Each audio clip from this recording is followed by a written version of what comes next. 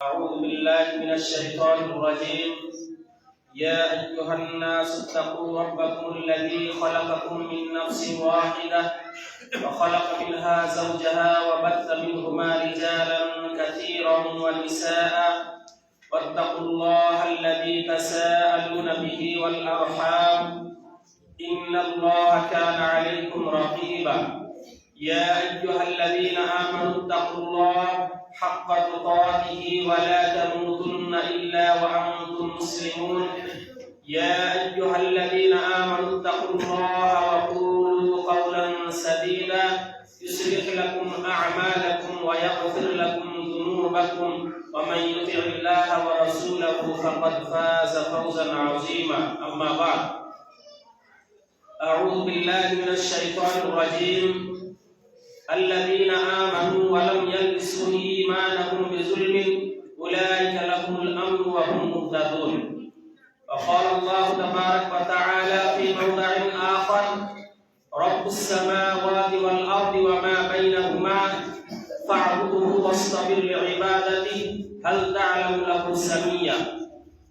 وقال النبي صلى الله عليه وسلم: فاعلم أنه لا إله إلا الله.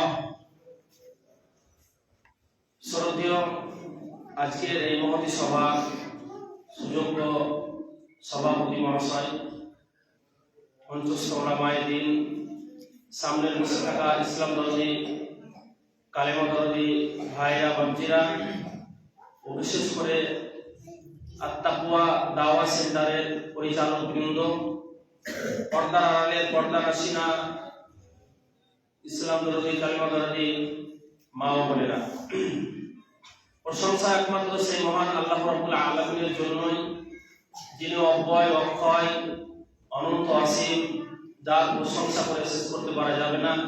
তাই সংক্ষিপ্ত আমরা তার শুকরিয়া আদায় করে বলি আলহামদুলিল্লাহ। পরে পরে দুরূদ পরিবেশন করে নবীকুলের শিরোমণি মা আমিনার লাল আহমদ মুহাম্মদ মুস্তাফা সাল্লাল্লাহু আলাইহি ওয়াসাল্লামের উপর অগণন দরুদ সালাম বর্ষিত হোক। আল্লাহুম্মা সাল্লি আলাইহি আল্লাহুম্মা বারিক আলাইহি। ব্রাদারান ইসলাম, আমি আপনাদের সামনে কোরআনের দুই জায়গা থেকে দুইটি আয়াত আনুষঙ্গিক একটি সহিহ হাদিস আপনাদের সামনে পরিবেশন করেছি। এই আয়াত ও হাদিসের পরিপ্রেক্ষিতে আজকের বিষয়বস্তু হচ্ছে তাওহীদ। সাধারণত আমরা হয়তো ভাবছি এটাই যে তাওহীদ এই বিষয়ে আমাদের আলোচনা করার প্রয়োজনটা কি ছিল। যেহেতু আমরা সকলে মনে করি যে আমরা তো মূর্তি পূজা করি না, আমরা তো পাথরের পূজা করি না, আমরা তো অন্যের পূজা করি না, আমরা তো আল্লাহরই পূজা করি। তাহলে আমাদের এখানে বা আমাদের মাঝে তাওহীদের আলোচনা করার এতটা প্রয়োজন কি ছিল? ব্রাদারান ইসলাম, তাওহীদ এমনই একটা মূল্যবান জিনিস, মানুষের দেহ যেমন আত্মাবিহীন অচল হয়ে যায়, তেমনি ভাবে তাওহীদ ছাড়া মানুষের আমল অচল হয়ে যায়। কথা বুঝতে পারছেন? মানুষের দেহ যেমন আত্মাবিহীন অচল, তেমনি ভাবে মানুষের কর্ম বা আমল তাওহীদবিহীন অচল। অতএব তাওহীদটা একটা আমাদের নফসের বা আত্মার খাদ্য মনে করতে হবে। মহা এবং অনেক জ্ঞানের অধিকারী হতে হবে, তারপরে এই বিষয়ে আলোচনা রাখা বা আলোচনা রাখতে পারা যায় এমনটা আমি মনে করি। তারপরেও আলহামদুলিল্লাহ, যেটুকু আল্লাহ রাব্বুল আলামিন আমাকে এই বিষয়ে বোঝার জ্ঞান দান করেছেন, আমি ইনশাআল্লাহ এই বিষয়ের উপরে আলোচনা রাখবো। আমার তাওফীক ইল্লা বিল্লাহ, আলাইহি তাওয়াক্কালতু ওয়া ইলাইহি উনীব। প্রথমত আমি আপনাদের সামনে এবং প্রত্যেকটা কথা দলিল সহ রাখবো, আপনাদের সামনে আলোচনা রাখবো তাওহীদ কি এটা, এবং তাওহীদের ফজিলত কি, তাওহীদের কয়টা প্রকার রয়েছে, এক একটা প্রকার কিভাবে আমরা বুঝবো, এই প্রত্যেকটা কথা আমি একটা একটা করে দলিল আমি দিয়ে আপনাদের সামনে কথা রাখবো ইনশাআল্লাহ। কারণ বর্তমান পরিস্থিতি বা বর্তমান সময়ে ভেজালযুক্ত বক্তারা বের হয়েছে, যারা কথা বলে কিন্তু সে নিজেই জানে না যে আমি বলছি তো বলছি। তারা আবেগময় কথা বলে। অনেক বক্তা আছে যারা নামধারী বক্তা বা সুনসুনানি বক্তা যেটা বলা হয়, তারা আবেগময় কথা বলে এবং একটা হাদিসের ব্যাখ্যাকে আরেকটা জায়গাতে নিয়ে গিয়ে একটা কথাকে আরেকটার সাথে মিলিয়ে দিয়ে মানে এমন ভাবে মানে হাদিসের অপব্যাখ্যা করে যে অপব্যাখ্যার কারণে হতে পারে আল্লাহ তাকে হেদায়েত দান করুক, যদি সে ফিরে না আসে বা সব ভুলটা না বুঝতে পারে তাহলে হয়তো তাকে জাহান্নামে যেতে হতে পারে। তো তাওহীদ এমনই একটা গুরুত্বপূর্ণ বিষয় যে আমি পয়েন্ট বাই পয়েন্ট আমি আপনাদের সামনে তাওহীদের বিষয়ে আলোচনা রাখবো। তাওহীদটা এটা এই শব্দটা কোরআন এবং হাদিসের মধ্যে আছে কি নেই এটা আগে আমাদের জানা দরকার। তাওহীদ যে আমরা করছি, তো এই তাওহীদ শব্দটা কোরআন এবং সহিহ হাদিসের আলোকে পাওয়া যায় কি যায় না, আগে এটা আমি আলোচনা করি। তাওহীদের বিষয়ে আল্লাহ রাব্বুল আলামিন সূরা সাদের ৫ নম্বর আয়াতে বলেছেন, আজআলাল আলিহাতা ইলাহা ওয়াহিদা ইন্না হাযা লাশাইউন উজাব। আল্লাহ রাব্বুল আলামিন বলেছেন, যখন আল্লাহর নবী সাল্লাল্লাহু আলাইহি ওয়াসাল্লাম মক্কার মুশরিকদেরকে দাওয়াতের জন্য এক জায়গায় একত্রিত করলেন এবং তাদেরকে আল্লাহ রাসূল সাল্লাল্লাহু আলাইহি ওয়াসাল্লাম অঙ্গীকার করলেন, আচ্ছা বলো তো, আমি যদি আজকে তোমাদেরকে বলি যে আমি যে পাহাড়ের উপর থেকে তোমাদেরকে বলছি কথা, এই পাহাড়ের পিছনে তোমাদের শত্রু কি আছে, যে কোনো সময়ে তোমাদের উপরে ধাওয়া করতে পারে, আক্রমণ করতে পারে, তাহলে কি কথাটাকে তোমরা বিশ্বাস করবে? তারা সবাই এক বাক্যে বলেছিল, হ্যাঁ আমরা সবাই আপনার কথা বিশ্বাস করব, কারণ আমরা আপনাকে সবসময় সত্যবাদী হিসাবেই জানি, আপনি মিথ্যা কথা বলতেই পারেন না। তো যখন এই কথা বললেন তখন আল্লাহ রাসূল সাল্লাল্লাহু আলাইহি ওয়াসাল্লাম দাওয়াত দিলেন, কুলু লা ইলাহা ইল্লাল্লাহ তুফলিহুন, তোমরা লা ইলাহা ইল্লাল্লাহ বলো, তাহলে তোমরা পরিত্রাণ পেয়ে যাবে, লাভবান হবে। তখন এইবারে যখন লা ইলাহা ইল্লাল্লাহ দাওয়াত দিলেন, তখন আল্লাহ রাব্বুল আলামিন ওই আবু জেহেল আবুল হাবের কথাটা তারা কি করেছিল সেই কথাটাকে আল্লাহ রাব্বুল আলামিন বললেন, আজআলাল আলিহাতা ইলাহা ওয়াহিদা ইন্না হাযা লাশাইউন উজাব। আরে তুমি এমনই একটা কথা বলে দিলে, তুমি এমনই একটা বাক্য বলে দিলে যে আমাদের এতগুলো মাবুদ যে রয়েছে 360টা মাবুদ, তার নাম যার নাম হচ্ছে একটা নাম লাত, উজ্জা, মানাত ইত্যাদি ইত্যাদি যতগুলো মাবুদ রয়েছে সমস্ত মাবুদকে তুমি এক করে দিলে। ইন্না হাযা লাশাইউন উজাব, এটা কত বড় আশ্চর্যজনক কথা। তাহলে এই আয়াতের দ্বারা থেকে তাওহীদ শব্দটা এলো, আজআলাল আলিহাতা ইলাহা ওয়াহিদা। এই ওয়াহিদা শব্দ থেকে যখন আপনি এটাকে গড় করে নিয়ে যাবেন, ওলামারা জানেন, তালিবুল ইলমরা জানেন, এখান থেকে চলে আসবেন তাওহীদ। তাহলে এই আয়াতের দ্বারা তাওহীদ শব্দটা বোঝা গেল যে কোরআনে তাওহীদের কথা এসেছে। এবারে আমি হাদিসের দ্বারা একটা বোঝাই আপনাদেরকে যে তাওহীদ শব্দটা হাদিসের মধ্যে আছে কি নেই। হাদিসের মধ্যে এসেছে, ইউআযাবু নাসু মিন আহলি তাওহীদ ফিন নারি হাত্তা ইয়াকুনু ফিহা হুমামান।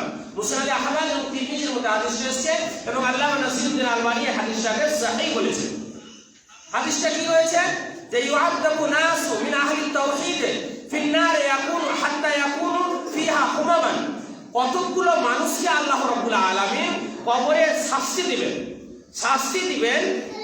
তারপরে বলা হয়েছে যে তাদেরকে তারপরে মিন আহলি তাওহীদ ফিন নারে, তারপরে বলা হয়েছে যাদেরকে শাস্তি প্রদান করবেন এরা জাহান্নামের মধ্যে জ্বলে জ্বলে জ্বলে জ্বলে কয়লা হয়ে যাবে, জাহান্নামে জ্বলে জ্বলে এরা কয়লা হয়ে যাবে। তারপরে আল্লাহ রাব্বুল আলামিন তাদেরকে কি করবেন, ওই জাহান্নাম থেকে বের করবেন তাওহীদের কারণে।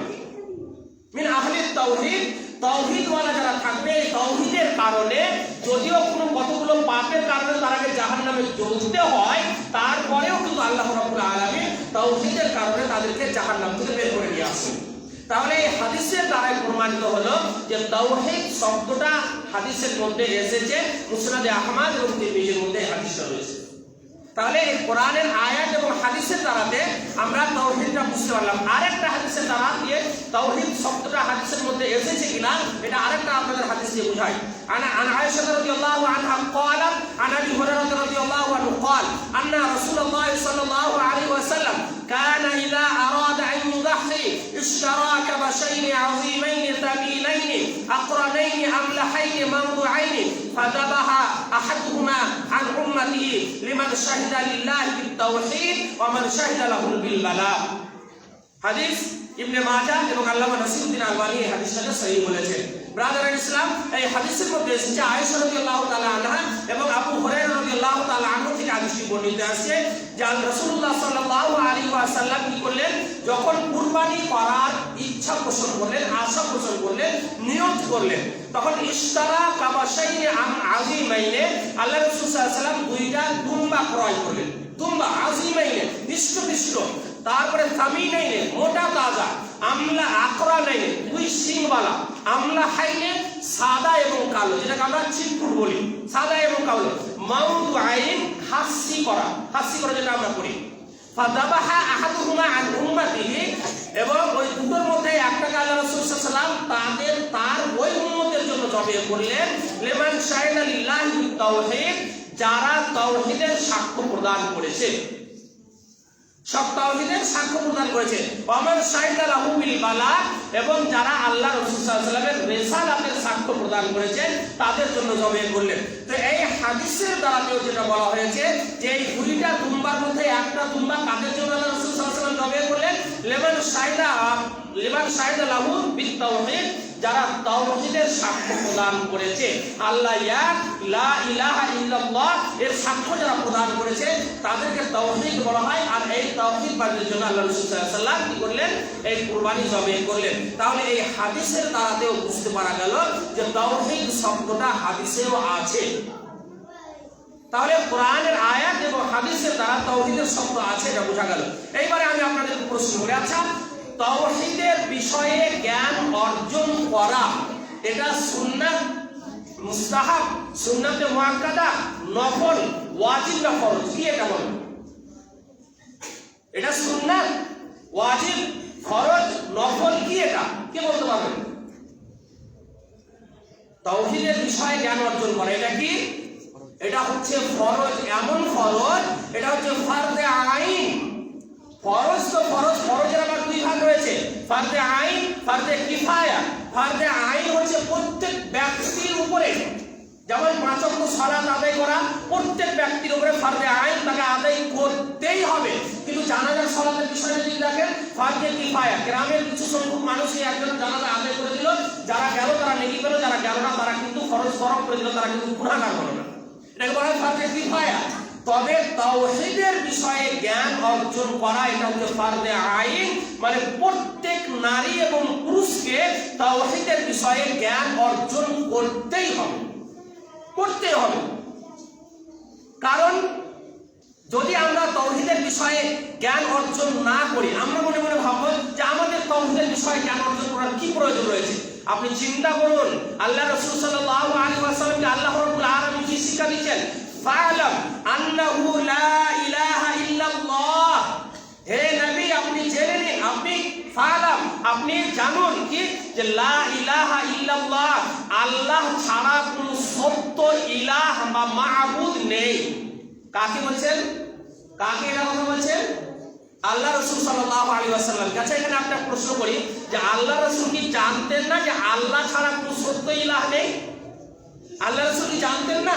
তাহলে আল্লাহর রাসূলকে কেন বলা হচ্ছে যে আপনি বলুন যে আল্লাহ ছাড়া কোনো সত্য ইলাহ নেই? কেন আল্লাহ রাসূলকে বলা হলো?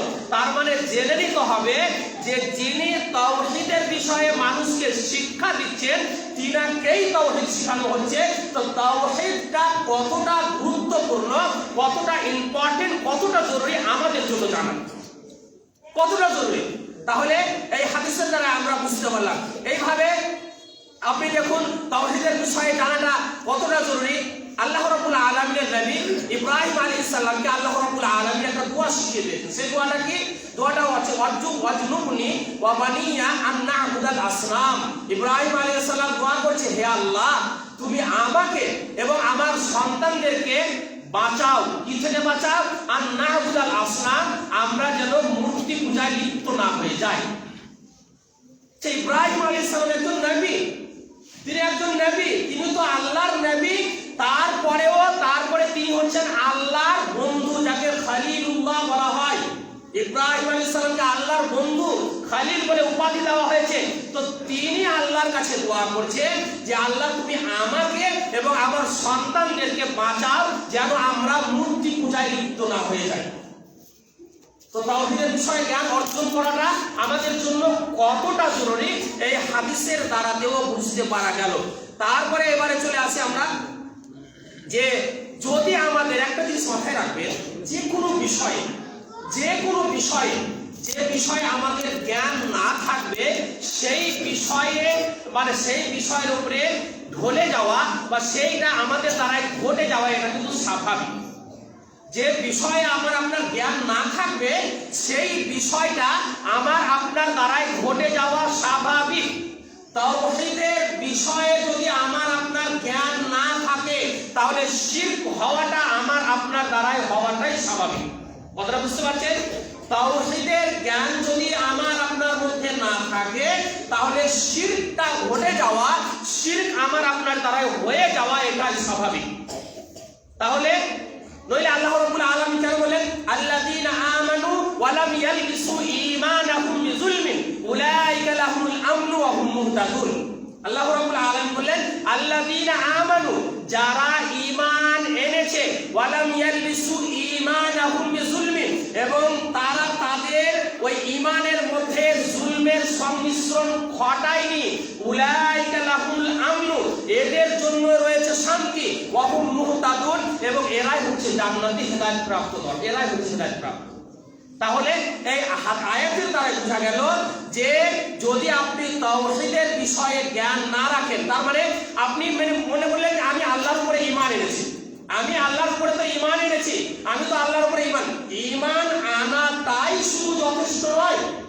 আল্লাহর উপরে আপনি বলবেন আমি বলবো ঈমান এনেছি, তো ঈমান আনাটাই শুধু যথেষ্ট নয়, ঈমান আনার পরে পরে সেই ঈমানের সাথে যেন শিরকের সংমিশ্রণ না ঘটে, শিরকের সংমিশ্রণ না ঘটে। কারণ শিরক যে কত বড় ভয়াবহ পাপ আমি একটু একটু করে তাওহীদের বিষয়ে আলোচনা করতে গিয়ে আমি সেটাও আপনাদের সামনে আলোচনা রাখবো ইনশাআল্লাহ। যেমন একটা কথা বলুন, দেখেন একটা মানুষ মেনে নিন যে সে ইসলাম কবুল করেছে, নতুন নতুন ইসলাম কবুল করেছে, সে কালিমা পাঠ করেছে আশহাদু আল্লা ইলাহা ইল্লাল্লাহ ওয়া আশহাদু আন্না মুহাম্মাদান আবদুহু ওয়া রাসূলুহু, কালিমা পাঠ করেছে। এখন সে এটুকু মানে ঈমান ইসলামের মধ্যে আসার পরে সে ঈমান নিয়ে আসলো। এবার ঈমান নিয়ে আসার পরে যদি সে তাওহীদের বিষয়ে জ্ঞান না অর্জন করে তাহলে আবার তার দ্বারা দিয়ে শিরক হয়ে যাওয়াটাই স্বাভাবিক, শিরক হয়ে যাওয়াটাই স্বাভাবিক। যার কারণে তাওহীদের বিষয়ে জ্ঞান অর্জন করাটা অত্যন্ত জরুরি, অত্যন্ত জরুরি। কেন জরুরি?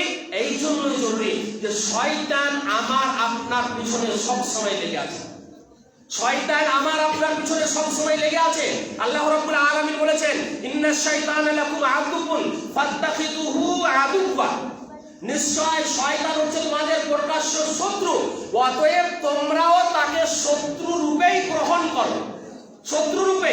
কারণ তুমি যদি তাকে শত্রু রূপে গ্রহণ না করো তাহলে তোমাকে এমন এমন জায়গাতে এমন এমন কথা বলে এমন কাজ করিয়ে দিবে যে তুমি ভাবতেই পারবে না যে তোমার ঈমান কখন নষ্ট হয়ে গেছে, ঈমান কখন নষ্ট হয়ে গেছে। যেমন আপনাকে আমি বলি, শয়তান কিভাবে মানুষকে বিভ্রান্তি করে। হযরত আদম আলাইহিস সালাম এবং হযরত হাওয়া আলাইহিস সালাম, আমাদের আদি পিতা এবং মাতা, তারা উভয়ে জান্নাতে যখন আল্লাহ তাদেরকে বসবাস করার জন্য এবং জান্নাতের সব নিয়ামতকে উপভোগ করার জন্য যখন বলে দিলেন, তারা জান্নাতে থাকতে লাগলেন। আল্লাহ শুধু একটাই তাদের কাছে শর্ত রেখেছিলেন যে তোমরা এই গাছের নিকটে যাবে না, ফালা তাকরাবা হাযিহি শাজারাতা, তোমরা এই গাছের নিকটে যাবে না। তারা যখন এই কথা বলে দিলেন, বলে দেওয়ার পরে শয়তান কিন্তু ছদ্মবেশে তাদের মানে হিতাকাঙ্ক্ষী তাদেরকে দেখে যে আমি তোমাদের হিতাকাঙ্ক্ষী, আমি তোমাদের শুভাকাঙ্ক্ষী, আমি তোমাদের বন্ধু, তোমাদের শত্রু নয়। তবে কি তোমরা জানো যে আল্লাহ তোমাদেরকে জান্নাতের সব নিয়ামত উপভোগ করার সুযোগ করে দিলেন, আবার ওই গাছের নিকটে যেটা নিষেধ কেন করলেন? তার কারণটা হচ্ছে এই যে যদি তোমরা ওই গাছের নিকটে চলে যাও তাহলে তোমাদেরকে আর কোনোদিন জান্নাত থেকে বের করতে পারবে না। শয়তানের ব্যাখ্যাটা কিভাবে দিচ্ছে? শয়তানের ব্যাখ্যাটা কিভাবে দিচ্ছে? যখন আদম এবং হাওয়া ওই শয়তানের চক্রান্তে পড়ে ওই গাছের নিকটে যখন চলে গেল, তখন সাথে সাথে তাদের শরীরে যে জান্নাতি পোশাক ছিল সেই পোশাকও খুলে গেল এবং তাদেরকে জান্নাত থেকে বের করে দেওয়া হলো। কেন? এই জন্যই যে শয়তানকে সে শুভাকাঙ্ক্ষী হিসাবে মনে করেছিল। আজকে আমাদের মানে আমাদের মুসলিমদের মধ্যে, বিজাতিদের কথা তো বাদই দিলাম, আজকে মুসলিমদের মধ্যে দেখুন আমরা সাধারণত মনে করি কি যারা গাছের পূজা করে তারা হলো মুসলিম, তারা হলো হিন্দু, যারা কবরের পূজা না, যারা মূর্তির পূজা করে তারা হলো হিন্দু, যারা চন্দ্রের পূজা করে তারা হলো হিন্দু, যারা সূর্যের পূজা করে তারা হলো হিন্দু। অতএব যারা এদের পূজা করে আল্লাহ ব্যতিরিকে, এই ধরনের পূজা করে, আমরা তাদেরকে হিন্দু বলি এবং তারা হচ্ছে মুশরিক। এটা এক বাক্যে মেনে নিতে হবে। কিন্তু শয়তানের চক্রান্তে আমাদের মুসলিমদের মধ্যে ওই কবর না, মূর্তি পূজা, চন্দ্রের পূজা, সূর্যের পূজা, আগুনের পূজার মতো পূজা করে শিরকে আকবারে লিপ্ত হয়ে আছে শয়তানের চক্রান্তে পড়ে। নাই নাই বলেন তো নাই? কবরের পূজা করছে না, মাজারের পূজা করছে না, পীরকে সাজদা করছে না, করে না এইগুলো? এবং এমন তেমন করছে তো করছে আমাদের মুসলিমদের আহলুল হাদিস এলাকাগুলোতেও তাওহীদ না বুঝার কারণে পীরকে এনে বক্তব্য দেওয়া হচ্ছে। কথা বুঝতে পারলেন না? কেন এটা হচ্ছে? আমি দোষটা কাকে দেব? যে এসেছে তাকে নয়, যারা নিয়ে এসেছে তাকে। কারণ তাদের তাওহীদ সম্পর্কে জ্ঞান না রাখার কারণে তাকে আবার অনেক টাকা দিয়ে মানে এনে আহলুল হাদিস সর্ব এলাকা, এগুলো কোরআন হাদিসের সর্ব এলাকা, এই এলাকাগুলোকে পীরকে দিয়ে বক্তব্য দেওয়া হচ্ছে।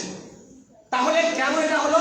তাওহীদ না বুঝার কারণে এইগুলো আমাদের দ্বারাই হচ্ছে, বা আমার আপনার দ্বারাতেও হবে, হয়ে যাবে। তবে তাওহীদ যদি আমরা বুঝি তাহলে ইনশাআল্লাহ আমরা এই ধরনের শিরকের মধ্যে লিপ্ত হব না। এমনকি তাওহীদের বিষয়টা নিয়ে আল্লাহ রাসূল সাল্লাল্লাহু আলাইহি ওয়াসাল্লাম অনেক চিন্তা করেছেন। এমনকি শেষ সময়েও আল্লাহ নবী সাল্লাল্লাহু আলাইহি ওয়াসাল্লাম চিন্তা ভাবনা করেছেন এবং দোয়া করেছেন তার উম্মতের জন্য, এবং বদদোয়া করেছেন তাদের জন্য। লানাতুল্লাহি আলাল ইয়াহুদি ওয়ান নাসারা ইত্তাখাযু কুবুর আমবিয়াইহিম মাসাজিদা।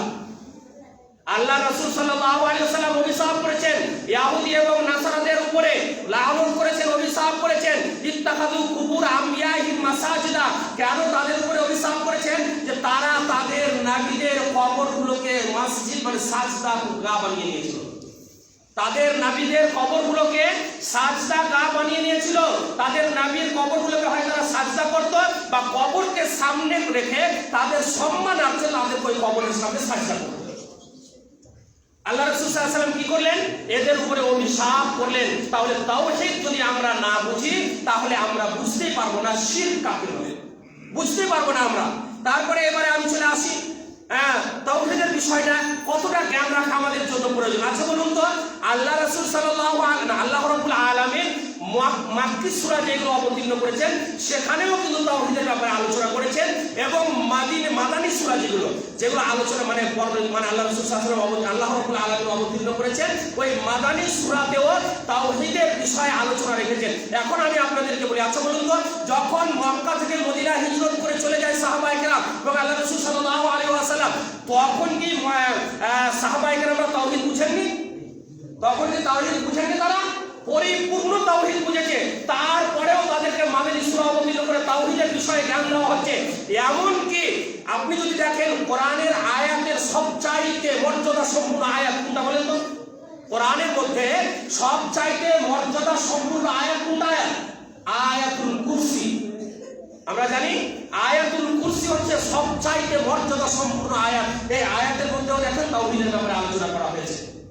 তারপরে আপনি সূরা হাসরের শেষ আয়াত দিয়েছিলেন ওয়াল্লাহু লা ইলাহা ইল্লাল্লাহু, এই আয়াতেও দেখেন এইগুলোতে আল্লাহ রাব্বুল আলামিন তাওহীদের ব্যাপারে আলোচনা করেছেন এবং তাওহীদের বিষয়ে মানুষকে বলেছেন। অথচ সাহাবায়ে কেরামরা তাওহীদ বুঝে নিয়েছিলেন।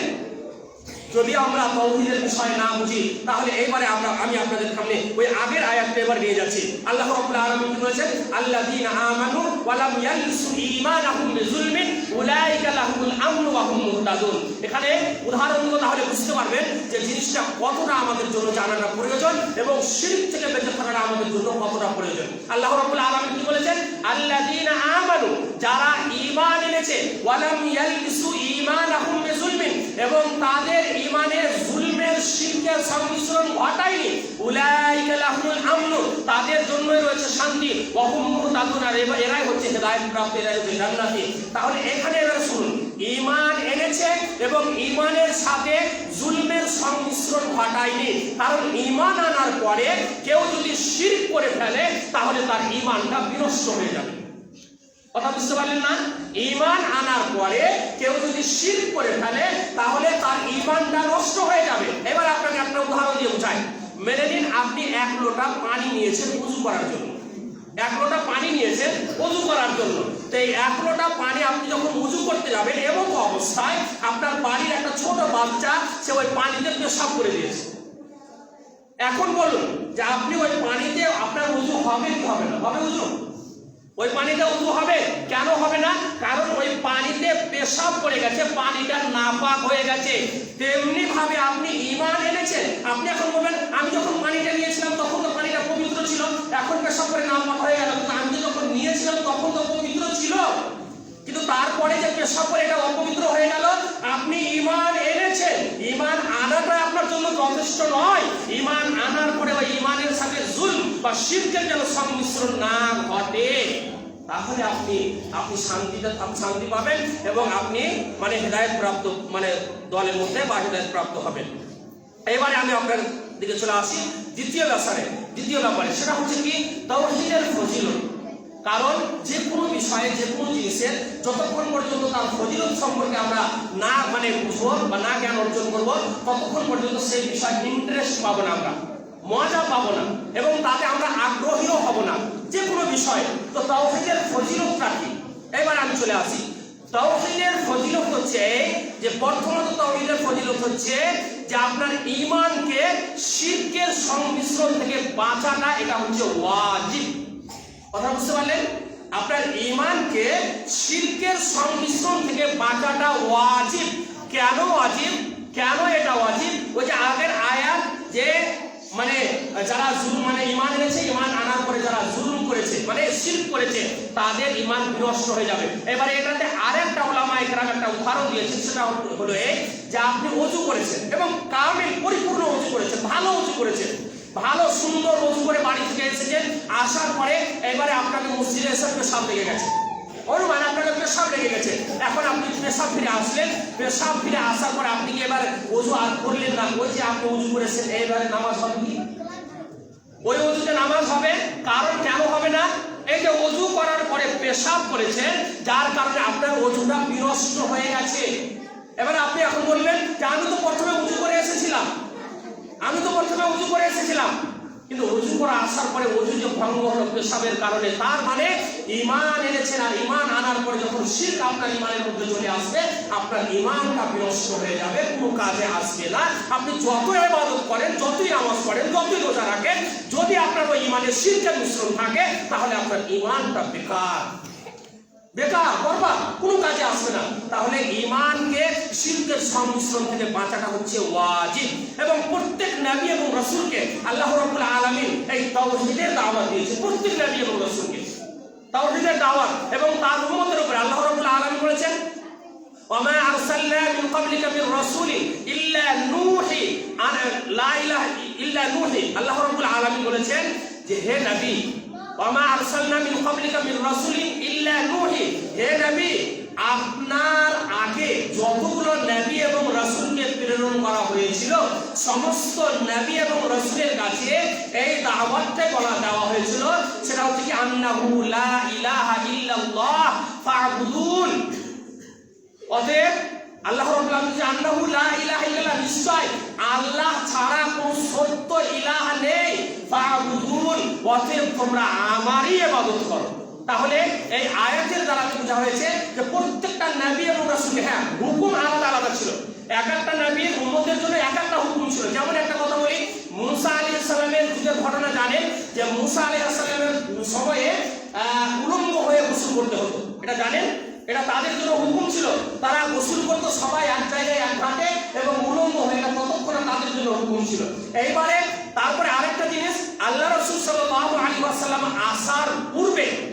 আসার পূর্বে যতগুলো নবী এবং রাসূল মানে এসেছিলেন, তারা যে যুদ্ধে মানে যুদ্ধ করতে গিয়ে যুদ্ধে জয়লাভ করার পরে যে মাল, যেটাকে মালে গানিমত বলা হয়, এই মালে গানিমত আল্লাহর রাসূলের আগের নবী এবং রাসূলের উম্মতের উপরে এই মালে গানিমত হারাম ছিল, কিন্তু আমাদের নবী মানে উম্মতের জন্য এটাকে হালাল করা হয়েছে। তাহলে বিধান একটা আলাদা আলাদা, কিন্তু তাওহীদের বিধান, লা ইলাহা ইল্লাল্লাহ রিসালাতের বিধান প্রত্যেকটা নবী এবং রাসূলকে একই দেওয়া হয়েছে।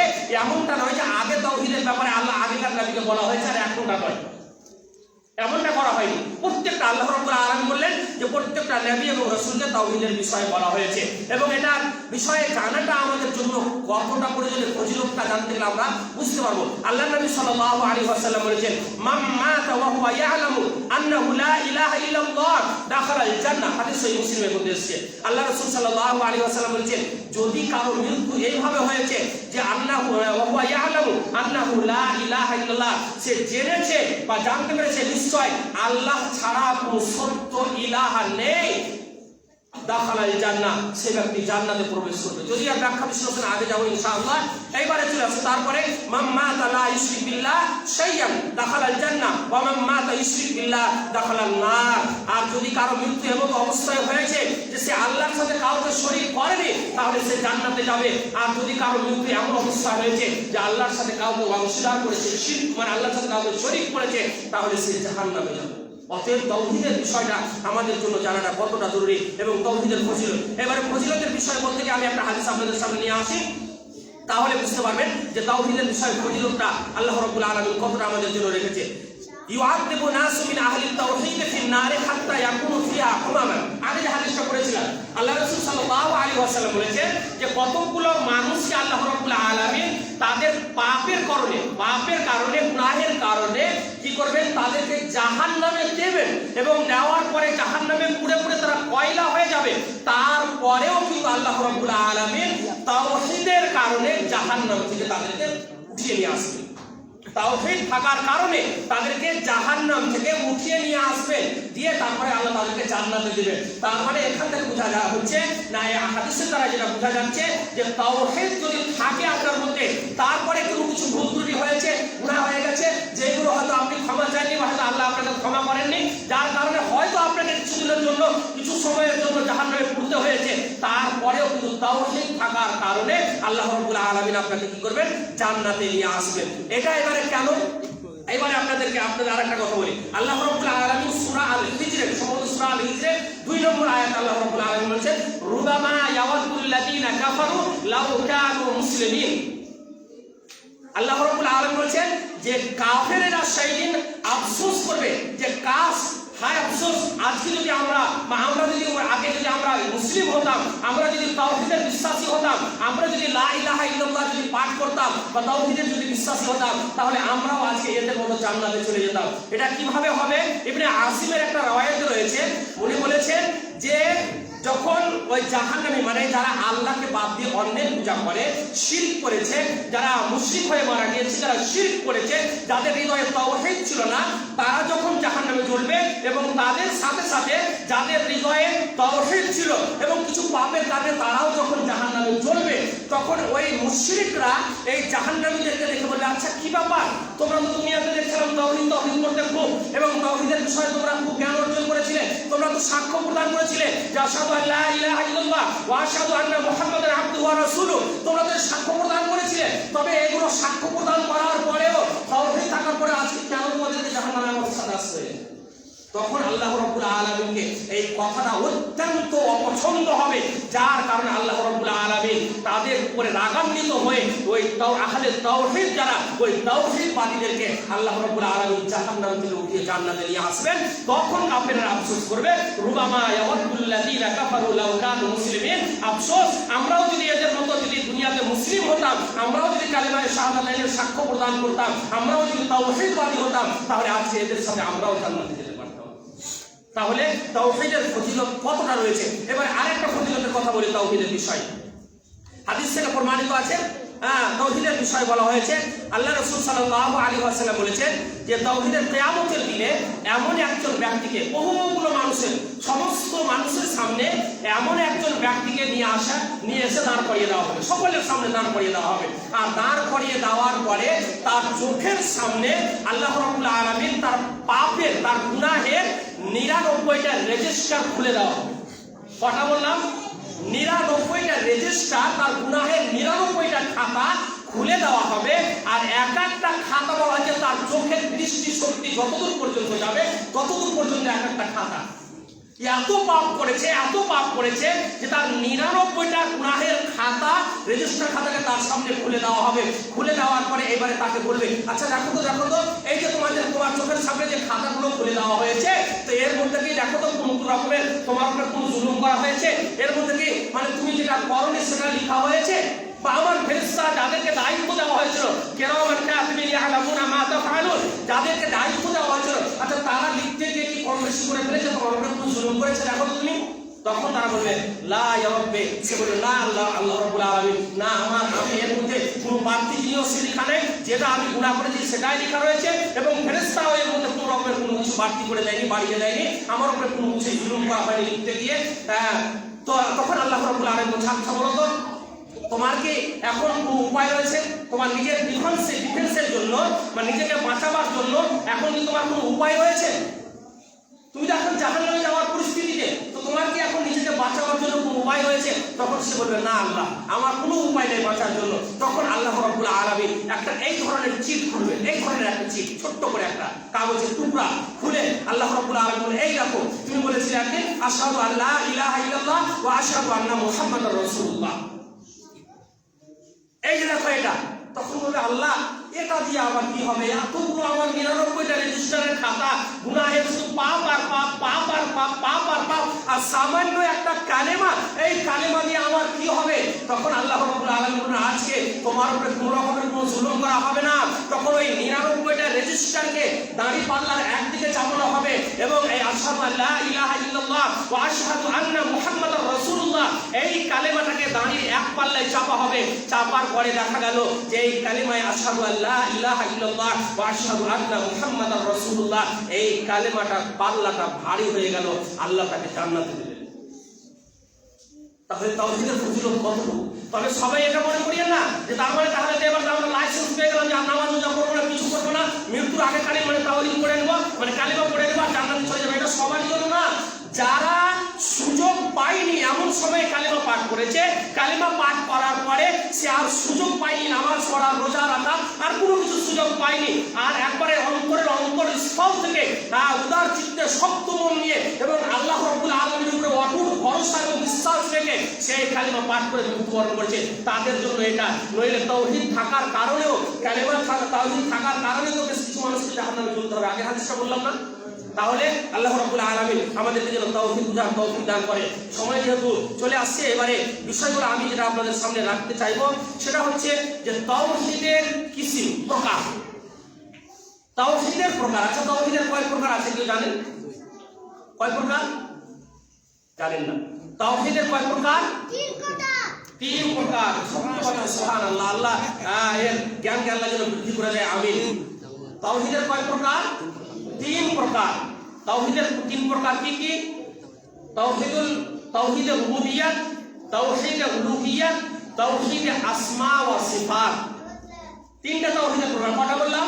তাওহীদে রুবুবিয়্যাত, তাওহীদে উলুহিয়্যাত, তাওহীদে আসমা ওয়া সিফাত, এই তিনটা। আচ্ছা, এই তাওহীদে উলুহিয়্যাত, তাওহীদে রুবুবিয়্যাত, তাওহীদে উলুহিয়্যাত, তাওহীদে আসমা ওয়া সিফাত, এইগুলো কি কোরআন হাদিসে রয়েছে? কোরআন হাদিসে রয়েছে?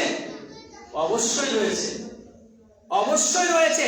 তবে তাওহীদের তিন প্রকার, এটা তাওহীদে রুবুবিয়্যাত, এটা তাওহীদে উলুহিয়্যাত, এটা তাওহীদে আসমা ওয়া সিফাত, এইভাবে এক এক করে বর্ণনা করা নেই। তবে উলামায়ে দ্বীন, মুহাদ্দিসিনে কেরাম কোরআন এবং হাদিসকে রিসার্চ করার পরে তার বহুগুলো দিককে টেনে এনে একসাথে যুক্ত করে এই তাওহীদের তিনটা প্রকার বা তিনটা কিসিম যেটাকে বলা হয় এটাকে বের করেছেন। এবং আল্লাহ রাব্বুল আলামিন এই তাওহীদের তিনটা কিসিমকে একটা আয়াতের মধ্যে জমা করে দিয়েছেন। কোরআনের একটা আয়াতে এই তাওহীদের তিনটা কিসম আল্লাহ রাব্বুল আলামিন জমা করেছেন। সূরা মারইয়ামের 65 নম্বর আয়াত, মানে 65 নম্বর আয়াত খুলে দেখবেন, পেয়ে যাবেন। আল্লাহ রাব্বুল আলামিন বলেছেন, রব্বুস সামাওয়াতি ওয়াল আরদ ওয়া মা বাইনাহুমা ফা'বুদুহু ওয়াসতাবির লিইবাদাতিহি হাল তা'লামু লাহু সামিয়্যা। আল্লাহ রাব্বুল আলামিন তাওহীদের তিনটা কিসমকে বর্ণনা করেছেন। রব্বুস সামাওয়াতি ওয়াল আরদ ওয়া মা বাইনাহুমা, আসমান এবং জমিনের এবং এর মধ্যে যা কিছু রয়েছে এই সব কিছুই রবকে, আল্লাহ। তাহলে এই যে রব, এই রব শব্দটা তাওহীদের রুবুবিয়্যাত, আসমান এবং জমিনের রবকে এবং এর মধ্যে যা কিছু রয়েছে সব কিছুই রবকে, আল্লাহ। তাহলে তাওহীদের রুবুবিয়্যাত, ফা'বুদুহু, অতএব সব কিছুরই মালিক যখন আল্লাহ, সব কিছুরই প্রভু যখন আল্লাহ, ফা'বুদুহু, অতএব তোমরা তারই ইবাদত করো, ওয়াসতাবির লিইবাদাতিহি, এবং তার ইবাদতেই অটল থাকো। এমনটা নয় যে তার ইবাদত করলা, কিছুদিন করলে তারপরে আবার ছেড়ে দিলে, এমনটা নয়। তাহলে তাওহীদের রুবুবিয়্যাত, ফা'বুদুহু ইবাদত, ইলাহে শব্দ, ইলাহ শব্দের লা ইলাহা ইল্লাল্লাহ আমরা বলি, তাই এই ইলাহ শব্দের আরেকটা অর্থ হচ্ছে মাবুদ। মাবুদ যেটাকে বলা হয়, তাই আবুদ শব্দ ইলাহ থেকে এসেছে, মাবুদ শব্দ ইলাহ থেকে এসেছে। তো এই শব্দের অর্থ হচ্ছে ফা'বুদুহু, অতএব তোমরা আমারই ইবাদত করো, আর কি ওয়াসতাবির লিইবাদাতিহি, এবং আমার ইবাদতেই তোমরা অটল থাকো। তাহলে এটা হচ্ছে তাওহীদের উলুহিয়্যাত দ্বিতীয় প্রকার। তৃতীয় প্রকার হচ্ছে কি হাল তা'লামু লাহু সামিয়্যা। তাহলে এবারে বলো যে আমি যখন হচ্ছি রব এবং আমারই যখন ইবাদত করতে হবে, আর আমার যতগুলো আসমা ও সিফাত রয়েছে, আমার নামগুলো রয়েছে, এই নামের মধ্যে এরকম আমার মতো তোমরা কাউকে পাচ্ছ? কাউকে পাওয়া যাবে? আচ্ছা, আল্লাহর নামের মতো নাম বা আল্লাহর নামের মতো নাম আছে, কিন্তু আল্লাহর যে গুণ, আল্লাহর নামের মধ্যে যে গুণ রয়েছে, তার যে সিফাত রয়েছে, এই সিফাতগুলো আমার আপনার মধ্যে হবে কি? হবে এটা? হবে না। তাহলে হাল তা'লামু লাহু সামিয়্যা, এই আয়াতের দ্বারা বোঝা গেল যে তাওহীদে আসমা ওয়া সিফাত। তাহলে তাওহীদের তিনটা প্রকার পাওয়া গেল। কয়টা প্রকার? তিনটা প্রকার। কি কি? ভালো করে মনে রাখবেন, এগুলো জিনিস মনে রাখা অবশ্যই জরুরি। এক, তাওহীদে রুবুবিয়্যাত; দুই, তাওহীদে উলুহিয়্যাত; তিন, তাওহীদে আসমা ওয়া সিফাত। তাহলে তাওহীদের তিনটা প্রকার পাওয়া গেল। এইবারে আমি এক একটা করে তাওহীদের বিষয়গুলো আলোচনা করব, তাহলে বুঝতে পারবেন যে তাওহীদের রুবুবিয়্যাত কাকে বলে। ওই যে আগে আয়াত পড়েছি যে যারা ঈমান এনেছে এবং ঈমানের সাথে জুলমের মিশ্রণ করে, তার মানে ঈমান আনাটাই আমাদের জন্য যথেষ্ট নয়। এইবারে তাওহীদের রুবুবিয়্যাতের বিষয়ে যখন আলোচনা করব তখন বুঝতে পারবেন। আচ্ছা, তাওহীদের রুবুবিয়্যাত, আল্লাহ যে রব, এই রব হিসাবে মানতে গেলে এটার জন্য চারটা জিনিস আমাদেরকে জানতে হবে। চারটা জিনিস। কটা? চারটা জিনিস জানতে হবে। এক, আল্লাহ রাব্বুল আলামিন হচ্ছে এক। কোন জিনিসে? সৃষ্টিকর্তা। সৃষ্টির দিক দিয়ে আল্লাহ এক ও একক। তিনি হচ্ছেন মালিক, তিনি হচ্ছেন মালিক। তারপরে তিনি হচ্ছেন পরিচালক, তিনি হচ্ছেন কি? পরিচালক। এবং মুহাদ্দিসিন আমরা আরো বলেছেন যে তিনি হচ্ছেন রাযিক, মানে রুজিদাতা। তার মানে তিনি সৃষ্টিকর্তা, তিনি বাদশা, মালিক, তিনি পরিচালক এবং তিনি রুজিদাতা। তাওহীদের রুবুবিয়্যাত বুঝতে গেলে চারটা জিনিস বুঝতে হবে। এখন আপনাদেরকে এবারে বুঝাই যে আল্লাহ রাব্বুল আলামিন খালিক। তো আল্লাহ রাব্বুল আলামিন যে সৃষ্টিকর্তা, এই বিষয়ে সূরা জুমারের 62 নম্বর আয়াতে আল্লাহ রাব্বুল আলামিন বলেছেন যে আল্লাহু খালিকু কুল্লি শাইইন ওয়া হুয়া বিকুল্লি শাইইন ওয়াকিল। আল্লাহ রাব্বুল আলামিন কি বলেছেন? যে আল্লাহু খালিকু কুল্লি শাই, আল্লাহ রাব্বুল আলামিন হচ্ছেন প্রত্যেকটা জিনিসের সৃষ্টিকর্তা। অতএব আল্লাহ হচ্ছেন খালিক, তিনি হচ্ছেন সৃষ্টিকর্তা প্রত্যেকটা জিনিসের। ওয়া হুয়া আলা কুল্লি শাইইন ওয়াকিল, এবং আল্লাহ সারা ওয়া হুয়া আলা কুল্লি শাইইন ওয়াকিল, এবং আল্লাহ রাব্বুল আলামিনেরই মানে প্রত্যেকটা জিনিস আল্লাহ রাব্বুল আলামিনেরই তত্ত্বাবধানে। তাহলে এই আয়াতের দ্বারা আমরা কি বুঝতে পারলাম? যে আল্লাহ হচ্ছেন কি? খালিক, আল্লাহ হচ্ছে সৃষ্টিকর্তা। তো এবারে আমি আরেকটা কথা এখানে বলি, আচ্ছা, আল্লাহকে আমরা খালিক হিসাবে শুধু মানে সৃষ্টিকর্তা হিসাবে মেনে নিলাম, তার তাওহীদের রুবুবিয়্যাতটাই শুধু মেনে নিলাম, এটা কি আমাদের জন্য যথেষ্ট? এবারে আরেকটা কথা এখানে আছে যে আল্লাহ খালিক। তো এবারে খালিক যখন এসেছে, তার মানে আল্লাহ সব কিছু সৃষ্টি করেছেন। তো তাওহীদের জ্ঞান না থাকার কারণে আপনি বিপাকে কোন জায়গায় পড়বেন? শয়তান আপনার হৃদয়ে ওয়াসওয়াসা দিবে। কি ওয়াসওয়াসা? আল্লাহ আসমান সৃষ্টি করেছেন, আল্লাহ জমিন সৃষ্টি করেছেন, আল্লাহ মানুষকে সৃষ্টি করেছেন, গাছপালা, নদ-নদী, পাহাড়, পর্বত ইত্যাদি যত কিছু আছে সবকিছু আল্লাহ সৃষ্টি করেছেন। আচ্ছা বলুন তো, তাহলে আল্লাহ কে সৃষ্টি করেছে? প্রশ্ন আপনার হৃদয়ে, মানে আপনার অন্তরে শয়তান আপনার ব্রেনে ভরতে পারে না? পারে না? পারে না? পারে না? এমনও অনেক নাস্তিক রয়েছে বা এমনও অনেক রয়েছে যারা নাস্তিক নয়, তারপরেও যারা কোনো না কোনো ধর্মকে মানে, কিন্তু তাওহীদের জ্ঞান না থাকার কারণে এই ধরনের ওয়াহেতুক অবাধ্য কথা আপনাকে বা প্রশ্ন করে ফেলবে যে আল্লাহ তো সবকিছু সৃষ্টি করেছে, আল্লাহ কে সৃষ্টি করেছে? আচ্ছা এবারে আমি আপনাদের কথা বলি, আল্লাহ হচ্ছেন খালেক আর আমরা হচ্ছি কি মাখলুক, আমরা হচ্ছি সৃষ্টি। আল্লাহ হচ্ছেন খালেক আর আমরা হচ্ছি মাখলুক, আমরা হচ্ছি সৃষ্টি। আল্লাহ স্রষ্টা আর আমরা হচ্ছি সৃষ্টি। তাহলে আমরা এখানে কেউ যখন আপনাকে এটা প্রশ্ন করবে, এবং আল্লাহ রাসূল সাল্লাল্লাহু আলাইহি ওয়াসাল্লাম এটাও বলেছেন যে যখন এই ধরনের অবান্তর কথা শয়তান তোমার অন্তরে মানে মাথার ভিতরে ভরে দিবে, তখন তুমি সাথে সাথে বলবে ফাস্তাঈদ বিল্লাহ ওয়াল ইয়ানতাহি, তুমি সাথে সাথে আউযু বিল্লাহ পড়বে এবং সেখান থেকে ফিরে আসার চেষ্টা করবে। আর তারপরে বলা হয়েছে যে আল্লাহ, হ্যাঁ আল্লাহ হচ্ছেন কি স্রষ্টা, আমরা হচ্ছি সৃষ্টি। তো যখন কেউ এটা আমাদেরকে বলবে যে আল্লাহকে কে সৃষ্টি করেছে, তখন আমরা একটাই তাদেরকে উত্তর দেব মোটা অক্ষরে, সেটা হচ্ছে যে আল্লাহকে আমরা খালেক মানে কি, মাখলুক নয়। আমরা আল্লাহকে স্রষ্টা মানি। তাহলে আল্লাহ যখন স্রষ্টা, তো আল্লাহকে সৃষ্টি করার প্রশ্নই আসে না। কথাটা বুঝতে পারলেন?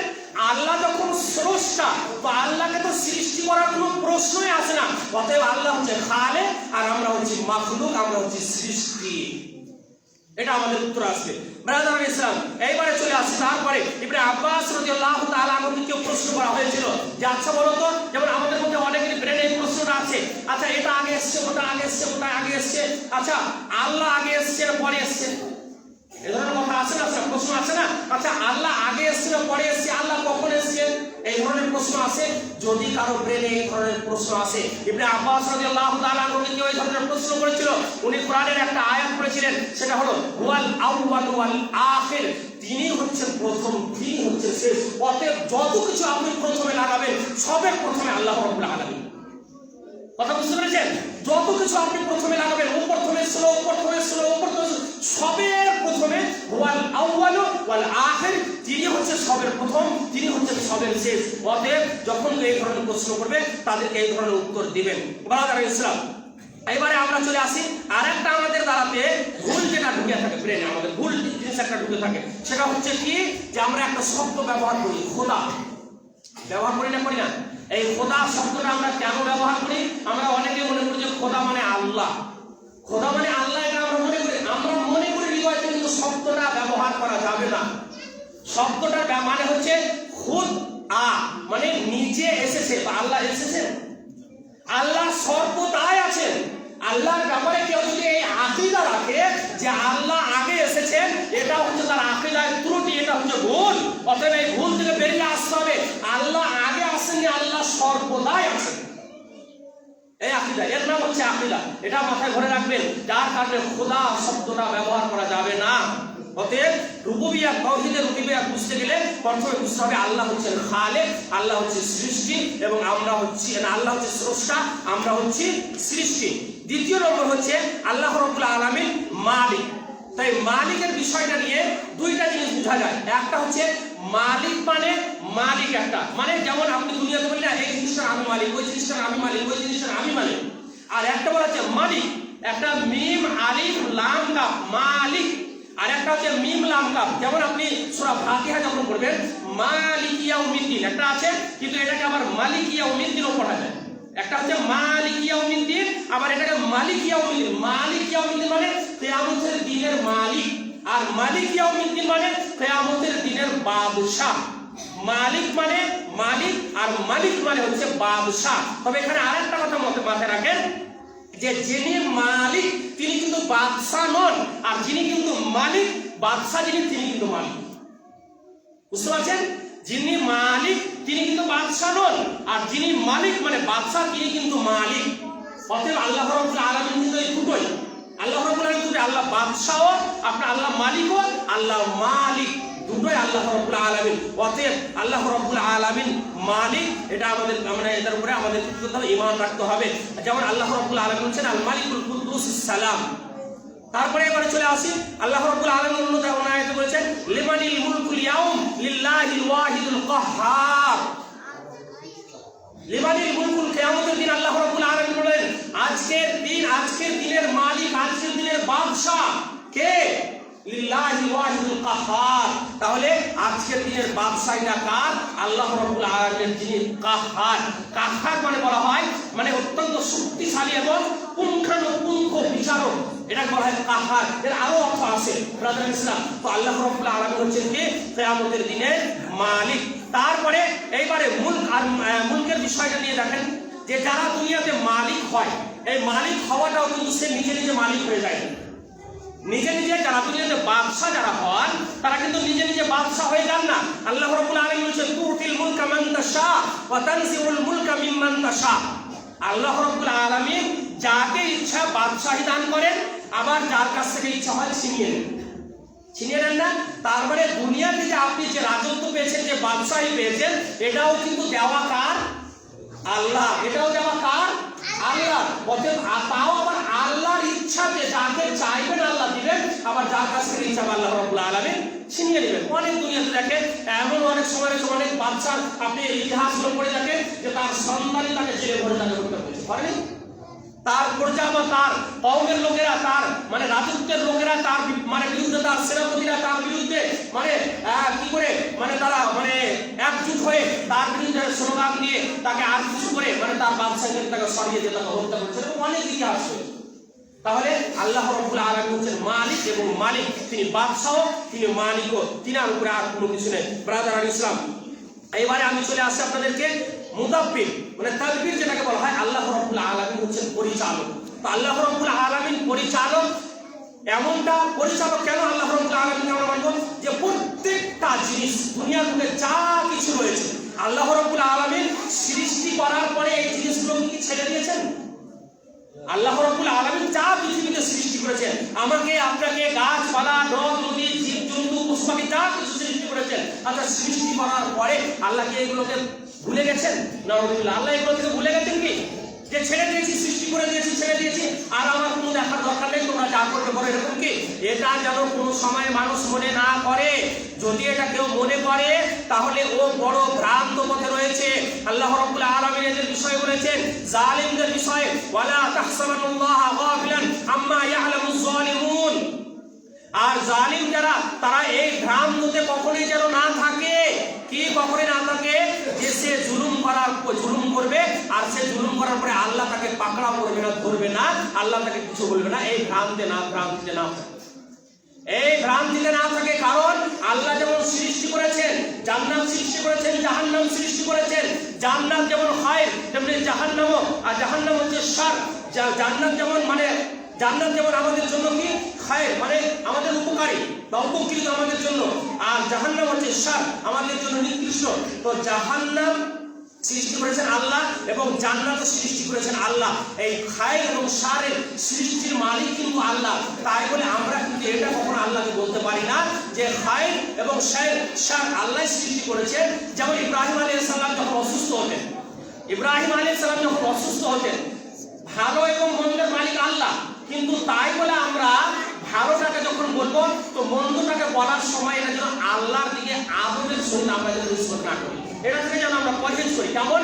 যে ইব্রাহিম আলাইহিস সালাম আল্লাহর কাছে দোয়া করতেন যে ওয়াইদা মারিতু ফাহুয়া ইয়াশফিন, আল্লাহ যখন আমি অসুস্থ হই তখন তুমি আমাকে সুস্থতা দান করো। তার মানে এই যে অসুস্থ মানে কাউকে অসুখ করে দেওয়া, কাউকে অসুস্থ করা, এটা কার কাজ? আল্লাহর কাজ। আবার কাউকে শিফা দান করা, সুস্থ করা, এটাও কার কাজ? এটাও আল্লাহর কাজ। তবে খায়র, তাহলে খায়র এবং শারের মালিক দুটো হচ্ছে কে? আল্লাহ রাব্বুল আলামিন। অতএব আল্লাহ রাব্বুল আলামিন এই পৃথিবীকে সৃষ্টি করার পরে মানে পরিচালনা করছেন, এটা আমাদেরকে মাথায় রাখতে হবে। যদি পরিচালনা না করতেন, যদি আমাদেরকে ভুলে যেতেন, তাহলে মুসা আলাইহিস সালাম আর ফিরআউনের ঘটনা আমরা জানি যে যখন মুসা আলাইহিস সালাম তার দলবলকে নিয়ে ফিরআউনের মানে দল থেকে বা ফিরআউন থেকে বাঁচার জন্য যখন চলে গেলেন সমুদ্রের ধারে, এবারে সমুদ্র ধারে গিয়ে তারা এবারে বাধা পড়ে গেলেন, কোথায় যাবে? তার দলবলের লোকরা বলতে লাগলো যে এবারে তো আমরা ফিরআউনের হাতে বন্দী, আমরা তো এবারে ধরা পড়ে যাব।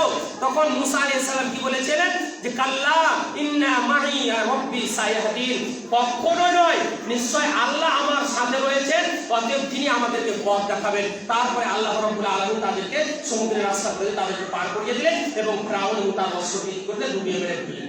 তো আল্লাহ যদি ভুলে যেতেন আমাদেরকে সৃষ্টি করার পরে, তাহলে তো মুসা আলাইহিস সালাম ধরা পড়ে যেতেন। তার মানে হচ্ছে যে আল্লাহ হচ্ছে মুদাব্বির, মানে আল্লাহ হচ্ছে পরিচালক। আল্লাহ সৃষ্টি করার পরে কোনো কিছু ছেড়ে দেননি, প্রত্যেকটা জিনিস আল্লাহ রাব্বুল আলামিন মানে রক্ষণাবেক্ষণ করছেন, দেখছেন কে কোথায় কি করছে না করছে, কোন জায়গা থেকে কে পাপ করছে কে নেকি করছে, প্রত্যেকটা জিনিস আল্লাহ রাব্বুল আলামিন দেখছেন। এবং প্রত্যেকটা জিনিসের পরিচালনা কে করছেন? আল্লাহ রাব্বুল আলামিন করছেন। হাওয়া বাতাস দিয়ে আমাকে আপনাকে পরিচালনা করছেন, খাদ্য দিয়ে আল্লাহ রাব্বুল আলামিন, রুজি দিয়ে আমাকে আপনাকে পরিচালনা করছেন, বৃষ্টি দিয়ে আল্লাহ রাব্বুল আলামিন পরিচালনা করছেন, সব কিছু দিয়ে পরিচালনা করছেন। আমি যেহেতু সংক্ষিপ্ত আলোচনা করে নিয়ে যাচ্ছি, যার কারণে এবারে আমি চলে আসি আপনাদের সামনে যে আমরা এখান থেকে বুঝতে পারলাম যে আল্লাহ রাব্বুল আলামিন হচ্ছেন মানে মুদাব্বির, পরিচালক, এবং আল্লাহ রাব্বুল আলামিন রাযিক। রুজিলতা এই বিষয়টা নিয়ে একটা আয়াত পড়ি তাহলে বুঝতে পারেন। আল্লাহুল্লাযী খালাকাকুম সুম্মা রাযাকাকুম সুম্মা ইউমীতুকুম সুম্মা ইউহয়ীকুম হাল মিন শুরাকাইকুম মান ইয়াফআলু মিন যালিকুম মিন শাইইন সুবহানাহু ওয়া তাআলা আম্মা ইউশরিকুন। সূরা রুমের 40 নম্বর আয়াত আল্লাহ রাব্বুল আলামিন বলেছেন তিনি হচ্ছেন মহান রব্বুল আলামিন, যিনি তোমাদেরকে সৃষ্টি করেছেন, সুম্মা রাযাকাকুম তারপরে তোমাদেরকে রুজি প্রদান করেছেন, সুম্মা ইউমীতুকুম এরপরে তোমাদেরকে মৃত্যু বরণ করাবেন, সুম্মা ইউহয়ীকুম তারপরে আবার তোমাদেরকে আল্লাহ রাব্বুল আলামিন জীবিত করবেন।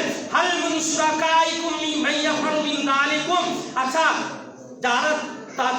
যাদেরকে তোমরা শরীক করেছো আমার সাথে, আল্লাহর সাথে যারা শিরক করেছে, যাদেরকে মনে করেছো যে এরা আমাদের আপদে বিপদে সুখ দুঃখের মালিক, এরা আমাদের উপকার করতে পারে অপকার করতে পারে, তো যারাকে তোমরা শরীক করেছো এদের মধ্যে কি কেউ আছে, কারো ক্ষমতা আছে যে এইগুলোর মধ্যে একটা কিছু তোমাদেরকে দিতে পারবে বা তারা একটা কিছু করতে পারবে? কারো ক্ষমতা আছে? কেউ মানুষকে মৃত্যুবরণ করতে পারবে, মৃত্যু পরে জীবিত করাতে পারবে? সব কিছু মালিক আল্লাহ রাব্বুল আলামিন। অতএব আল্লাহ রাব্বুল আলামিন সুবহানাহু ওয়া তাআলা আম্মা ইউশরিকুন, আল্লাহ রাব্বুল আলামিন হচ্ছেন পাক সেই সব জিনিস থেকে যার মানে যেই সব জিনিস তোমরা মানে আল্লাহর সাথে শিরক করেছো সেইগুলো জিনিস থেকে আল্লাহ রাব্বুল আলামিন পবিত্র। অতএব এই তারাদের এই চারটা জিনিসে আমরা তাওহীদের রুবুবিয়্যাত বুঝতে পারলাম। তাওহীদের রুবুবিয়্যাত বোঝার পরে এবারে আমি দ্বিতীয় মানে প্রকার যেটা সেটা হচ্ছে তাওহীদের উলুহিয়্যাত। তো তাওহীদের রুবুবিয়্যাতটাই আমাদের জন্য কিন্তু যথেষ্ট নয়। আল্লাহকে রব হিসাবে মেনে নেওয়া এটাই কিন্তু আমাদের জন্য যথেষ্ট নয়। কারণ আমরা যদি আল্লাহকে রব হিসাবে মানি, তো মক্কার মুশরিকরা আল্লাহকে রব হিসাবে মানতেন না? মানতো না তারা? মক্কার মুশরিকরা আল্লাহকে রব হিসাবে মানতো না। যখন আবু লাহাব যখন আব্দুল মুত্তালিব আব্রাহা বাদশা যখন কি করলো, আব্দুল মুত্তালিবের উটগুলোকে যখন পাকড়াও করেছিল মানে বন্দী করে নিয়েছিল, তখন এবার আব্দুল মুত্তালিব তিনি আল্লাহর কাছে কি দোয়া করেছিলেন যে হে আল্লাহ এই উটের মালিক আমি, অতএব এইগুলো ছাড়াবার দায়িত্ব আমার, কাবার মালিক হচ্ছে তুমি, অতএব এটা সংরক্ষণের দায়িত্ব রক্ষণাবেক্ষণের দায়িত্ব তোমার। তো যদি আল্লাহর উপরে আব্দুল মুত্তালিব মুশরিক হওয়ার পরে আল্লাহর উপরে ঈমান ছিল না, তাহলে আল্লাহকে বললেন কেন? তারপরে আল্লাহ রাসূল সাল্লাল্লাহু আলাইহি ওয়াসাল্লামের আব্বা, যার ব্যাপারে বলা যায় আল্লাহ রাসূল সাল্লাল্লাহু আলাইহি ওয়াসাল্লাম আব্বা জান্নাতি না জাহান্নামী, তার বাবা মা দুজনে জাহান্নামে যাবে, হাদিসের দ্বারা যেটা প্রমাণিত। অতএব তার আব্বার নাম কি ছিল? আব্দুল্লাহ। তিনি মুশরিক ছিলেন না মুসলিম ছিলেন? মুশরিক ছিল। তাহলে মুশরিক ছিল, তারপরেও তার নাম ছিল আব্দুল্লাহ, আল্লাহর বান্দা। তাহলে যদি তাদের আল্লাহর উপরে তারা আল্লাহকে রব হিসেবে না মানতো, তাহলে আল্লাহর বান্দার নাম কেন রাখলো? তারা আরো কিছু নাম রাখতে পারতো অন্য। তাহলে আল্লাহকে রব হিসাবে মেনে নেওয়া এটাই যথেষ্ট নয়। কারণ আল্লাহ রাব্বুল আলামিন স্বয়ং নিজে বলেছেন, হে নবী আপনি তাদেরকে প্রশ্ন করে দেখুন, যখন আপনি বলবেন এই আসমান জমিন এবং এর মধ্যে যা কিছু রয়েছে এইগুলো সৃষ্টিকর্তা কে, তখন তারা অবশ্যই বলবে যে এগুলো সৃষ্টিকর্তা হচ্ছে আল্লাহ। আচ্ছা সাত আসমানের এবং আরশে আজিমের সৃষ্টিকর্তা কে, তখন তারা অবশ্যই বলবে, দেখবে তারা বলবে আল্লাহ। আল্লাহর ব্যাপারে তাদের এমনও বিশ্বাস রয়েছে যে এইগুলোর সৃষ্টিকর্তা আল্লাহ, তারপরেও তারা আল্লাহর শুকরিয়া মানে আল্লাহর জিকির আজকার করে না, তারপরে আল্লাহকে তারা ইলাহ হিসেবে মেনে নেয় না, তারপরেও তারা আল্লাহকে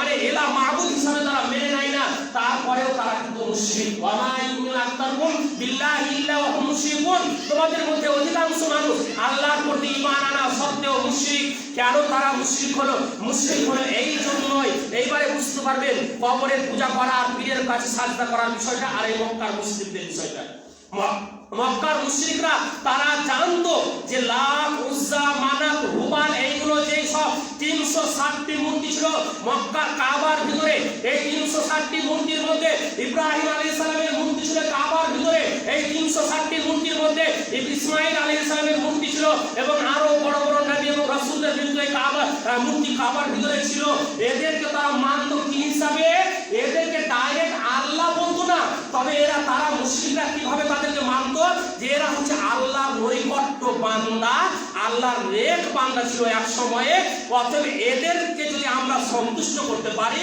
বা এদের মাধ্যম দিয়ে মানে আল্লাহর কাছে তো ডাইরেক্ট পৌঁছানো যাবে না তাদের আকীদা আল্লাহর কাছে তো ডাইরেক্ট পৌঁছানো যাবে না আমরা হচ্ছে গুনাহগার আমরা হচ্ছে পাপী অতএব ডাইরেক্ট আল্লাহর কাছে আমরা পৌঁছাতে পারবো না অতএব এই মূর্তিগুলোর সামনে আমরা সাজদা করে মাথা নত করে এদের নামে জানোয়ার জবাই করে এদের গায়ে রক্ত ছিটিয়ে যখন আমরা এদেরকে সন্তুষ্ট করতে পারবো এরা আমাদের কথাগুলো কোথায় নিয়ে যাবে আল্লাহর কাছে এখন যারা পীর পূজা করে এখন যারা কবর পূজা করে এখন যারা কবরে চাদর চড়ায় এখন যারা পীরকে সাজদা করে এদের আকীদাটা কি মক্কার মুশরিকদের আকীদাটা মক্কার মুশরিকদের আকীদা যা যে আমরা একটা ইলাহ মানে ডাইরেক্ট এটা আমরা আল্লাহ বলে মানি না এরা আল্লাহর নৈকট্য বান্দা এটা আমরা মানছি তেমনি ভাবে আজকে যারা কবর পূজা মাজার পূজারে পীর পূজায় যারা লিপ্ত যারা ব্যস্ত যারা এগুলোকে দিন মনে করছে তারা মুশরিক তারা শিরক করছে তারা বুঝতে পারে না যে আমরা কত বড় শিরকে নিমজ্জিত হয়ে আছি এদের আকীদা হচ্ছে এটাই যে এগুলো আল্লাহর নৈকট্য বান্দা আমরা গুনাহগার বান্দা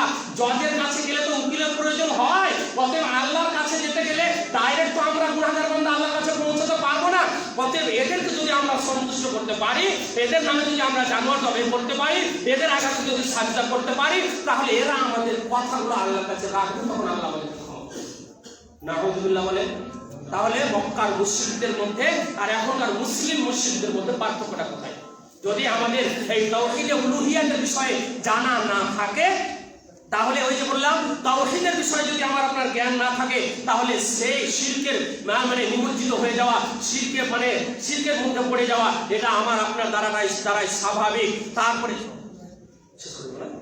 আচ্ছা তারপরে এবারে আল্লাহ রাব্বুল আলামিন তাওহীদে উলুহিয়াতের মূল উদ্দেশ্য কি মূল উদ্দেশ্য আল্লাহ রাব্বুল আলামিন কি বলেন ওয়া মা খালাকতুল জিন্না ওয়াল ইনসা ইল্লা লিয়াবুদুন সূরা যারিয়াতের মধ্যে আল্লাহ রাব্বুল আলামিন বলেছেন যে আমি জিন এবং মানুষকে শুধুমাত্র আমার ইবাদতের জন্যই সৃষ্টি করেছি আমার ইবাদতের জন্য ইবনে আব্বাস রাদিয়াল্লাহু তাআলা বলেন লিইউহিদুন যেন তারা আমার তাওহীদের সাক্ষ্য প্রদান করে আমার ইবাদতের জন্য আচ্ছা মক্কার মুশরিকরা মেনেছিল আমরা কি করি আমরা কি মানি লা ইলাহা ইল্লাল্লাহ আমরা কি কালেমা পাঠ করি লা ইলাহা ইল্লাল্লাহ আচ্ছা লা ইলাহা ইল্লাল্লাহর মধ্যে কতগুলো জিনিস ভরা আছে আমরা হয়তো মনে ভাবলাম যে শুধু লা ইলাহা ইল্লাল্লাহ পড়লাম এই লা ইলাহা ইল্লাল্লাহর অর্থটা শুনুন আগে লা ইলাহা ইল্লাল্লাহর অর্থ হচ্ছে একটাতে আমরা কি করছি একটাতে যে আল্লাহ ব্যতিরেকে যতগুলো উপাসক আছে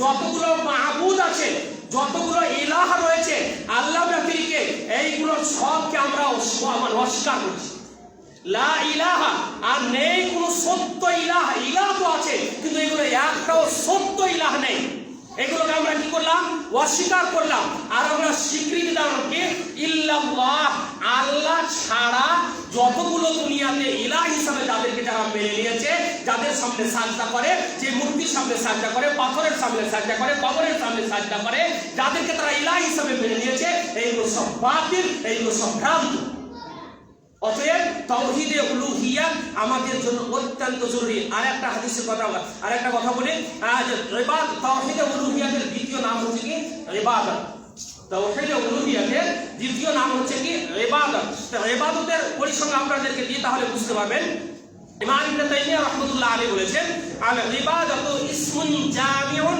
লিকুল্লি মা ইউহিব্বুল্লাহু ওয়া ইয়ারদা মিনাল আকওয়ালি ওয়াল আ'মালি আয-যাহিরা আল বাতিন ইমাম ইবনে তাইমিয়া রাহমাতুল্লাহ আলাইহি বলেছেন যে ইবাদত শব্দটি ইলাহ শব্দটি হচ্ছে প্রত্যেক মানে সমষ্টির নাম ইবাদতের প্রত্যেক সমষ্টির নাম যে লিকুল্লি মা ইউহিব্বুল্লাহু ওয়া ইয়ারদা, প্রত্যেক সেই ইবাদতের নাম যে ইবাদতে আল্লাহ সন্তুষ্টি হবে।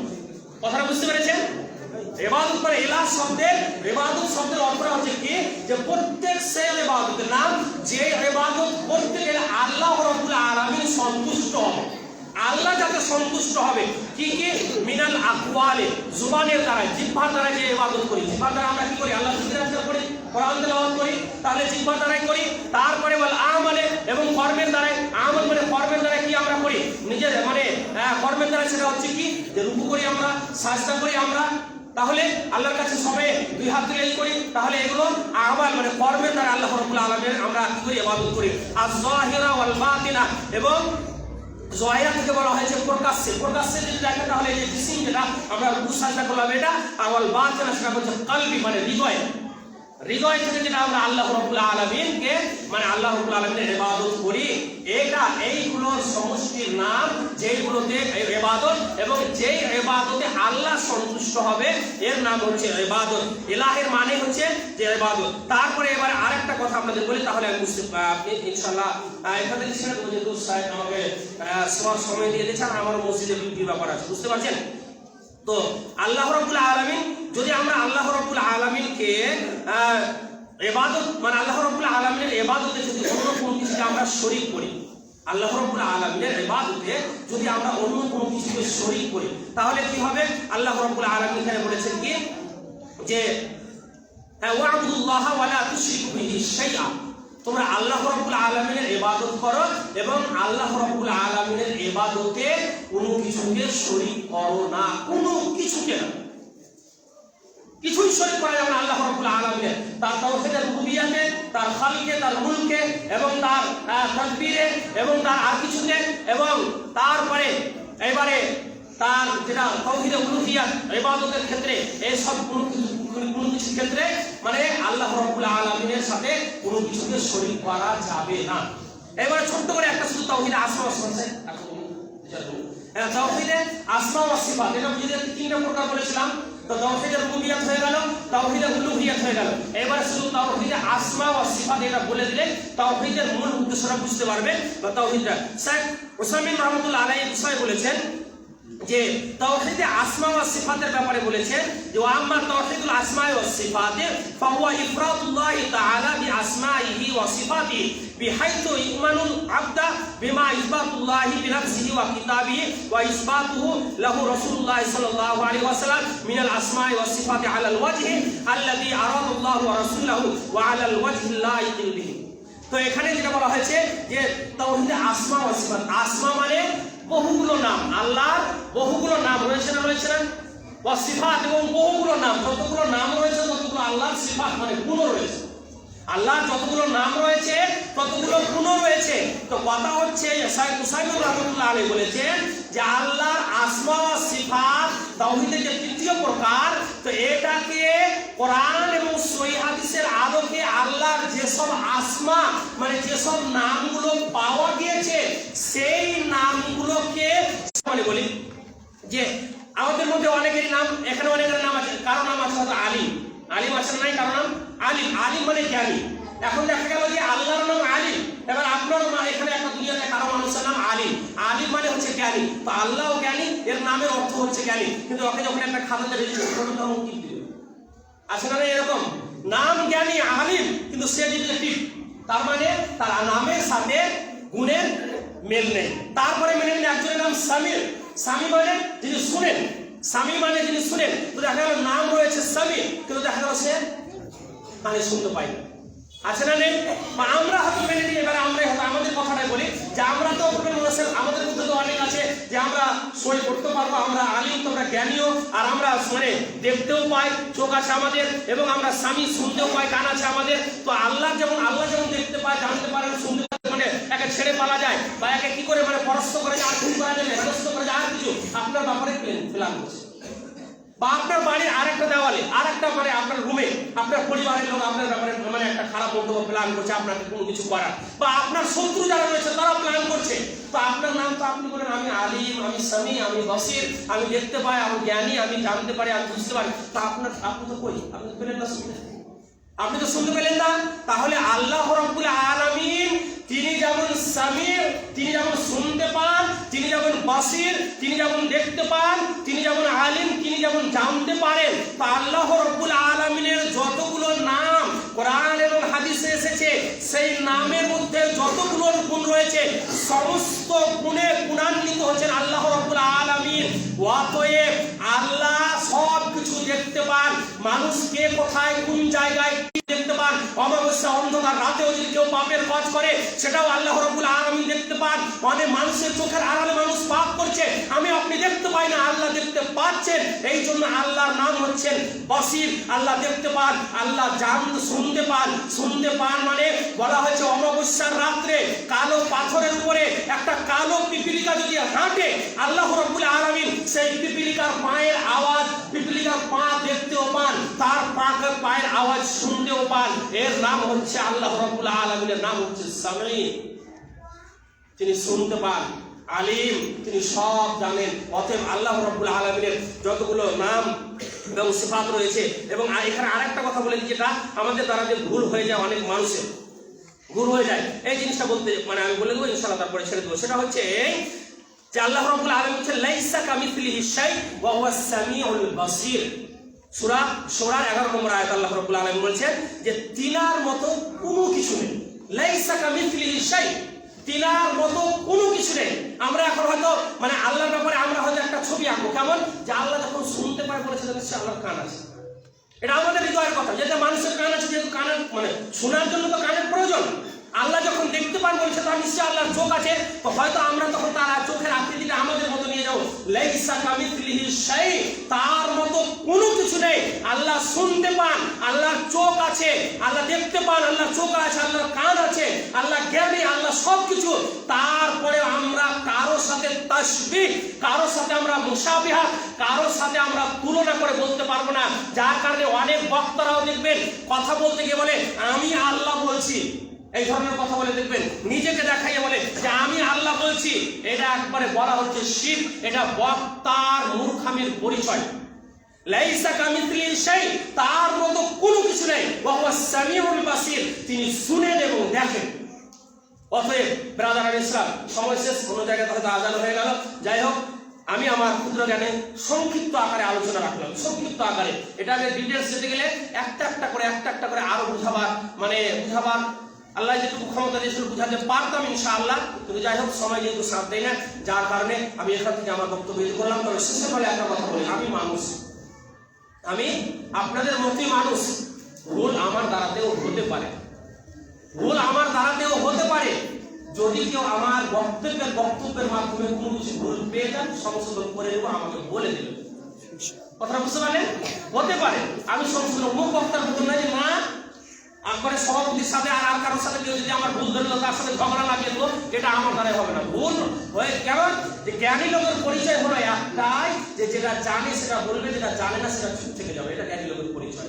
আর যখন তার কেউ কোনো ভুল সংশোধন করিয়ে দিবে, ওই ভুলটাকে মেনে নিয়ে সংশোধন করে দিবে, এটাও তার একটা জ্ঞানী লোকের পরিচয়। তবে আমার পার্সোনাল ব্যক্তিগত ভুল হলে আমাকে ব্যক্তিগত বলবে। আল্লাহ রাব্বুল আলামিন আমাদের সকলকে যেন তাওহীদের উপরে পরিপূর্ণ জ্ঞান অর্জন করার তৌফিক দান করেন এবং শিরক থেকে আমাদেরকে আল্লাহ রাব্বুল আলামিন যেন বাঁচিয়ে রাখেন। আমিন। ওয়া আখিরু দাওয়ানা আলহামদুলিল্লাহি রাব্বিল আলামিন। আসসালামু আলাইকুম ওয়া রাহমাতুল্লাহি ওয়া বারাকাতুহু।